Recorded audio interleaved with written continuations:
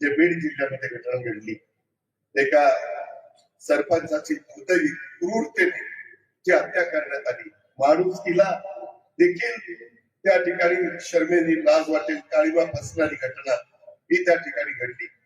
इथलं सगळं समजून घेण्याच्या करता, त्यांच्या विधवा पत्नीला भेटण्याच्या करता, त्यांच्या मुला मुलीला भेटण्याच्या करता, त्यांचे आई वडील भाऊ भाऊसाई बहीण त्यांना सगळ्यांना भेटण्याच्या करता मी काल तिथे गेलेलो होतो. त्याच्याबद्दल सभागृहामध्ये अतिशय व्यवस्थितपणे उत्तर आपल्या राज्याच्या मुख्यमंत्र्यांनी दिलं. न्यायालयाच्या मार्फत पण चौकशी केली जाईल आणि त्या ठिकाणी वरिष्ठ एकदम टॉपच्या पोलीस अधिकाऱ्यांच्या मार्फत पण चौकशी केली जाईल. काही झालं तरी याबद्दलचा मास्टर माइंड जो कोणी असेल, कुणी असू द्या, त्याला सोडायचं नाही. भले त्याची किती मोठी किंमत मोजावी लागली तरी चालेल, अशा पद्धतीनं सभागृहाला आश्वासित केलं.